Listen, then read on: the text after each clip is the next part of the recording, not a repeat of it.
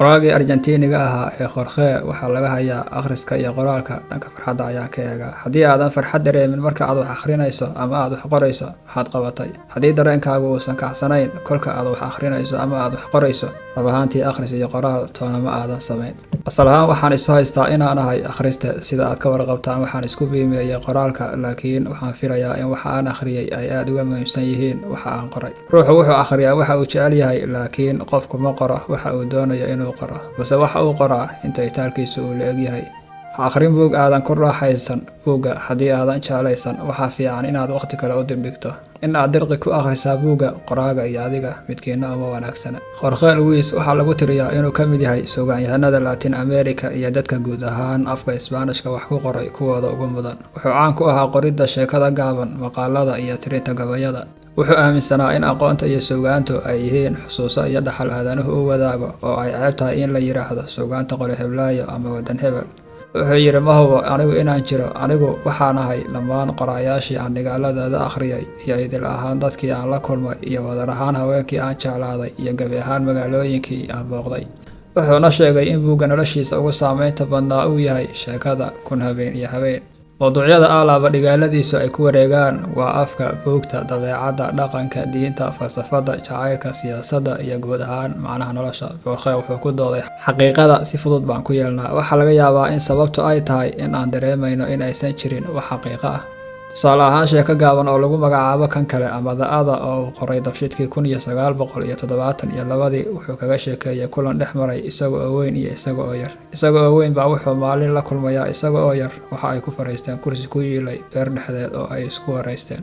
Jorge iska weynina kan yar wuxuu uga warramay waxa uu la kulmi doono marka uu weynaado. Lama yaqaano inay dhacdadaas la yaabka leh dhab ahaan u dhacday iyo inay tahay riyo oo keliya. Laakiin haddii ay riyo ahayd, labadooda keebaa riyoonayay? Riyada iyo xaqiiqaduse maxay ku kala duwan yihiin? Borges wuxuu leeyahay sheeko kale oo lagu magacaabo Borges iyo Aniga oo uu uga hadlayo qofka iyo nafta.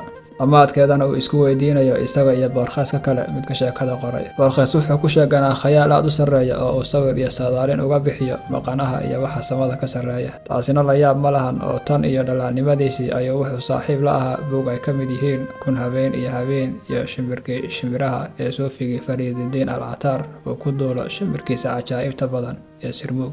Tusaale ahaan, Borges wuxuuna weydiiyey su'aal odhanaysa, bal ka waran haddii uu kuu yimaado qof doonaya in uu kaa iibiyo buug baalashiisu aysan dhammaad lahayn, xaashidii aad ma rogtaana aadan abidkaa dambe dib u arkaynin midda iyada ka horreysa. Ma iibsan lahayd buuggaas mise waad ka baqi lahayd haysashada buugga caynkaas ah? Xaaladda su'aashani waxay qabsanaysaa ninka ay ku socoto sheekada buugga Camuudda, The Book of Sun ee Borges uu qoray.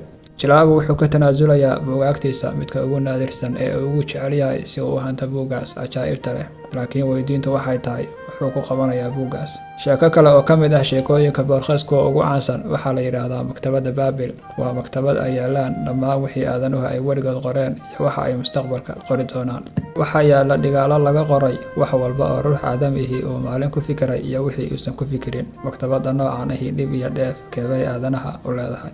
Borges ma jeclayn qoridda riwaayadaha ama sheekooyinka dhaadheer, sababtana wuxuu ku sheegay in qoraaga sheekada gaabani uu si toos ah u abbaaro ulajeedadiisa, halka sheekada dheer ay ka tahay sheekadii gaabnayd oo lagu daray erayo siyaado ah sida koob shaah, koofiyad, gaari, gabar, murad iyo wax caynkaas ah oo kale. Hadafkuna waa uun sidii lagu badin lahaa warqadaha oo keliya.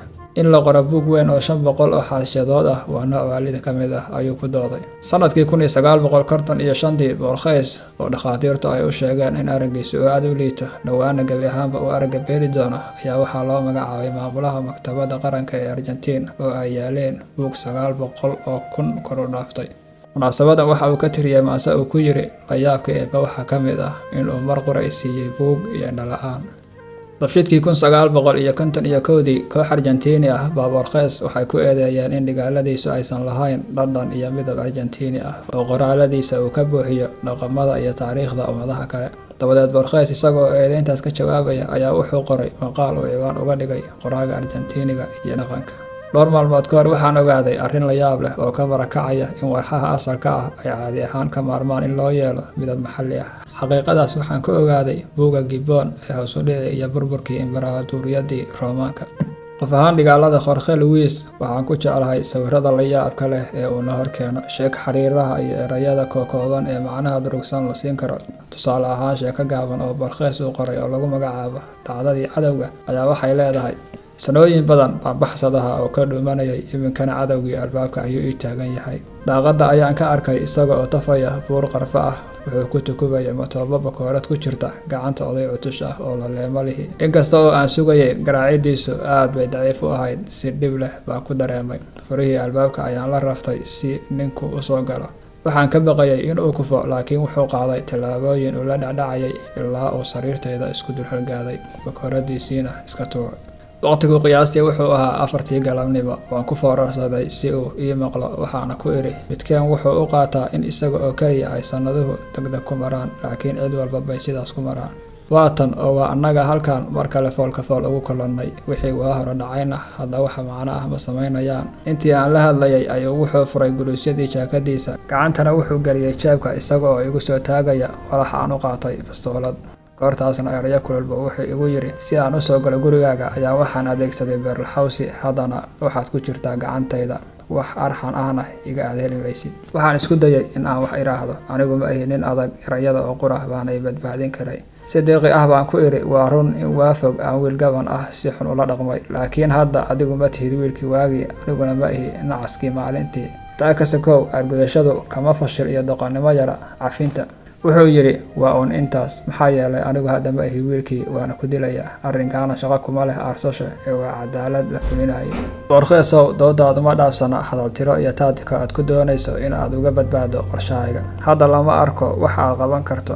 Waxaa jira hal shay oo aan samayn karo ayaan iri oo waa maxay ayuu i weydiiyey. Waxaan ku iri toos sidaas baana yeelay. Erayga ugu dambeeya sheekada ee iyada oo dhan dhextaalka u ahi waa erayga toos ama wake up. waa eray 10 siyaabood oo kala gedisan loo macnayn karo diin, falsafad, jacayl, siyaasad iyo qaar kale waa ruuxo midka uu doono la aadi karaa. Bilmatalan dadka eebbe iyo aakhirada jecel waxay u fahmi karaan in qoraagu uu ku leeyahay warqaflada iyo kadinta dhalaalka adduunyada ka toosa oo alle iyo aakhiro u tabaabashaysta. Filosoofka jiraalka ka fikira wuxuu u macnayn karaa in nolosha aad taqaano oo dhami ay tahay riyo. Shacabkuna waxay u qaadan karaan fariin u sheegaysa in ay hurdada ka kacaan oo ay iska qabtaan siyaasiyiinta sida gafanaha dhiigga uga shaqeeya. Si intaa oo dhan ka duwan kolka mid caashiq ayaa uu maqlo erayga toos wuxuu u qaadanayaa fariin isaga lagu sheegayo in uu ka daahay la kulankii jacaylkiisa. Durbana wuxuu bilaabayaa inuu ku calaacalo erayadii cilmi boodhari ee ahaa marka galay hurdada way xuntee hoohay maxaa i seexshay. Si kastaba ha ahaatee halkan waxaan idinkula wadaagayaa xoogaa yar oo ku saabsan buugga magaciisu yahay buugga Mala-awaalka The Book of Imaginary Beings oo uu qoray Jorge.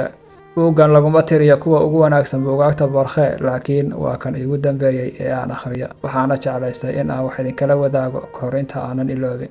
Buuggan Borges wuxuu ku xusay sheekooyin ku saabsan noolayaal mala-awaal ah oo inkasta oo laga sheekaynayo haddana aysan jirin cid dhab ahaan u aragtay. Waa halkii Soomaalidu ay ka tiri caruur iyo guura raac waa loo kala sheekeeyaa ismase arkaan.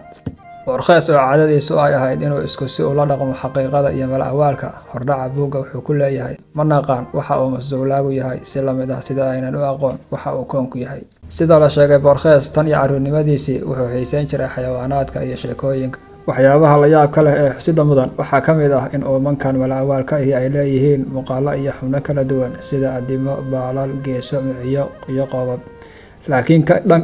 Laakiin dhanka kale alaaba noolayaashani waxay leeyihiin weji dad. Arrinkaas oo dhan marka laga eego ku tusinaya in khayaalka dadku uu yahay ka noolayaasha abuuray. Dadkuna ay doonayaan in ay abuuraan noolayaal iyaga u eg. Buugaagta diimuhuna waa kuwa ku warrama in eebba uu uumay aadami isaga u eg. Waxaa kale oo arrinka lagu macnayn karaa in dunida aysan jirin wax ka cabsi iyo foolxumo badan wejiga aadmiga. 20 sano kahor baan akhriyay buugga cajaa'ibta uumanka iyo la yaabka jiraalka ee uu qoray wadaadkii muslimka ah ee Zakariya al-Qazwini. Runtiina marka aan isbarbar dhigo saamaynta buuggaas iyo kan Borges waxaan dareemayaa in kan Qazwini uu ka sarreeyay. Sababtuna malaha waxay u noqonaysaa in Qazwini uu ahaa wadaad rumaysan in uumanka uu ka hadlayaa ay yihiin kuwa dhab ahaan jira beenintoodana lagu dambaabayo. Sidaa awgeedna saamaynta hadalkiisu ay u badatay.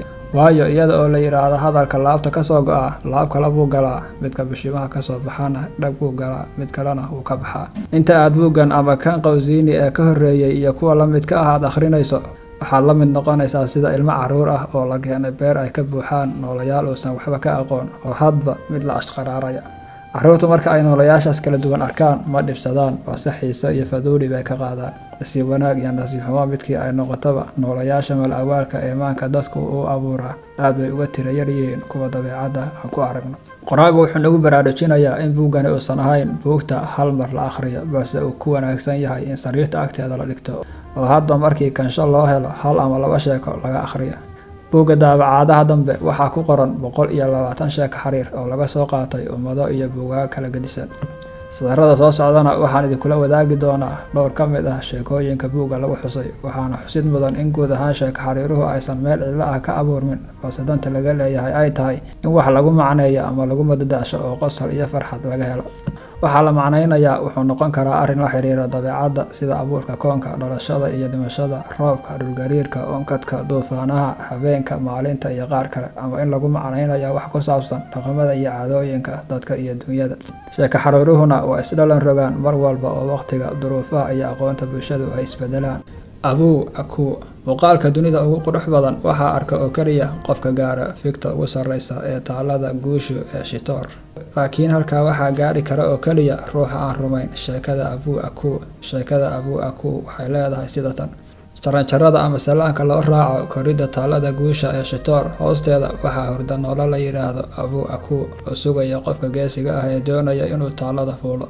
Noolahan ishu ma qabato, waxaa wacay midab, muuqaal iyo jir loo jeedo midna uma uu laha. Marka qofka socotada ahi uu saanta koowaad jaranjarada saaro ayuu toosaa, wuxuuna bilaabaa inuu dabagalo qofka jaranjarada koraya. Tilaabo kasta oo qofku uu qaadana noolahan wuxuu yeeshaa xoog, waxaana soo muuqda midabkiisa cagaaran. Kolka qofku uu gaaro fiinta sare ee taaladana, noolahani wuu dhammaystirmaa, waxaana si cad u muuqda midabkiisa iyo muuqaalkiisa. Hase yeeshee taas hal mar bay dhacday, waayo ma jiro qof leh geesinimo buuxda oo uu ku gaaro fikta sare ee taalada. Dadka midiba meel buu ku joojiyaa tafidda taalada, goortaasna waxaa suuxa oo ruuxda laga siibaa noolahan, wuxuuna bilaabaa inuu jaranjarada hoos ugu dulindiloodo jeer uu kasoo gaaro jaranjarada ugu hooseysa, halkaas oo isaga oo miyir la uu ku sugo qofka xiga ee isku dayi doona inuu jaranjarada fuulo. Noolahan inta uu hoos u dulindiloonayo wuu ooyaa isaga oo sameynaya cod khafiif ah oo la moodo dhawaqa burburka xariirda xalaysatay.